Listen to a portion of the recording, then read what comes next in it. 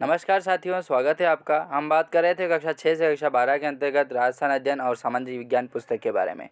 इन पुस्तकों से जो भी आगामी एग्जाम्स आने वाले हैं, चाहे आपका CET, patwari, LDC, RS mains का भी हो गया, आपकी शिक्षक भर्तियां जो REET level first second REET का है, चाहे आप सेकेंड ग्रेड की तैयारी कर रहे हैं, फर्स्ट ग्रेड की तैयारी कर रहे हैं, किसी की भी तैयारी कर रहे हैं, राजस्थान के पूर्णतः कॉम्पिटिटिव एग्जाम्स की तैयारी यदि आप कर रहे हैं जिनमें राजस्थान जीके का पोर्शन आता है, तो वो जो प्रश्न बनेंगे वो यहीं से बनेंगे। क्योंकि जो आपका बेस लेवल है वो मैंने बहुत छटनी करके आपको कक्षा 6 से कक्षा 12 का जो पुस्तक है उनमें से सबकी छटनी करके मैंने वन लाइनर क्वेश्चंस बनाए हैं। तो इन क्वेश्चन से आपके जो भी प्रतियोगी परीक्षाएं हैं उनमें आपको ये प्रश्न देखने को मिलेंगे। तो मैं चाहता हूं कि ये प्रश्न आप तक पहुंचे इस वीडियो के माध्यम से। तो चलिए शुरू करते हैं।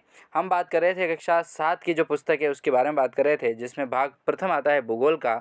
इस पोर्शन के बारे में हमने बात की थी, ठीक है, जिसके अंतर्गत हमने सोल्व किया था। पहला जो अध्याय आता है हमारा भारत, दूसरा अध्याय आता है राजस्थान एक सामान्य परिचय, और तीसरा आता है जल संसाधन। तो जल संसाधन का हमने पार्ट 1 पढ़ा था। आज हम जल संसाधन के अंतर्गत ही पार्ट 2 पढ़ने वाले हैं। तो पार्ट 2 जल संसाधन जो है वो राजस्थान में क्या है, किस कहाँ पर नदियाँ तंत्र है, क्या है, उसके बारे में हम बात कर रहे थे। नक्शे वाइज हम बात करेंगे, आपको चित्रों के माध्यम से मैं बताऊंगा ताकि आपके कन्फ्यूज़न पैदा नहीं होगा। जैसे हमने चंबल नदी के बारे में बात किया था, उद्गम से लगा करके इसकी सहायक नदियों के बारे में बात की, फिर बनास नदी के बारे में हमने बात की। तो इसी कड़ी में हम आगे बात करेंगे आज 22वें प्रश्न से। तो यहाँ से अपन इसको शुरू करते हैं।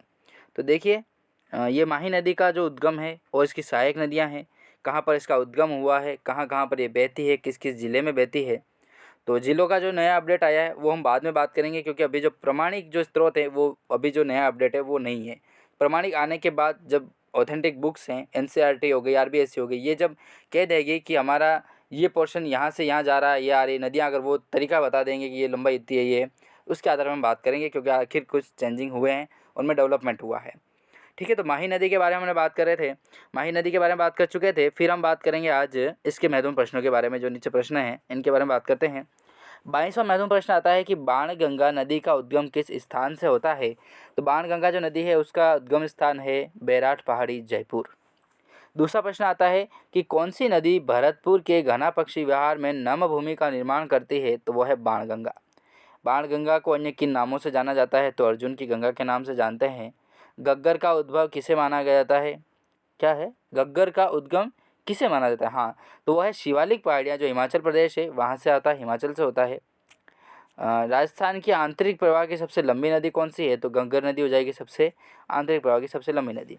हमने पार्ट वाइज भी बात की थी, आपको पता हो तो, कि खंबात की खाड़ी में कौन सी गिरती है, बंगाल की खाड़ी में कौन सी गिरती है, और आंतरिक प्रवाह की नदियाँ कौन कौन सी है।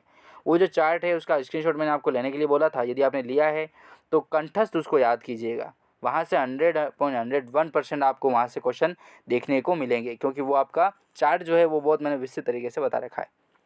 फिर प्रश्न आता है 27वां कि नदी घाटी परियोजनाओं को आधुनिक भारत के मंदिर किसने कहा है।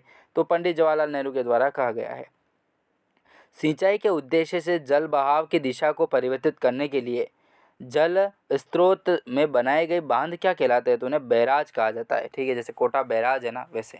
तो सिंचाई के उद्देश्य से जल बहाव की दिशा को परिवर्तित करने के लिए जो जल स्रोत बनाए जाते हैं उन्हें, जो बांध हैं वो क्या कहलाते हैं। तो उन्हें बैराज कहा जाता है। जैसे कोटा बैराज हो गया, बहुत जो बड़ा जल संग्रह का केंद्र होते हैं।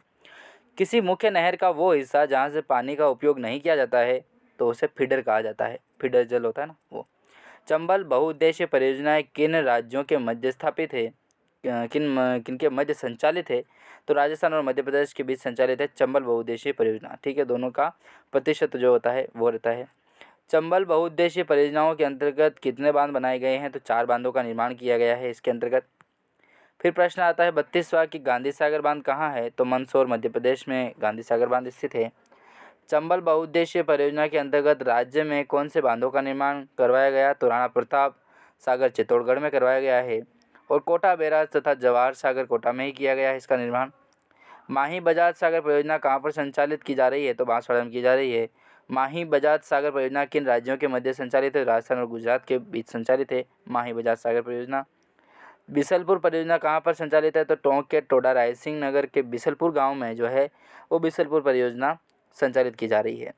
नेक्स्ट प्रश्न जो है वो हम नेक्स्ट बार बात करेंगे। तब तक के लिए जय हिंद, जय भारत।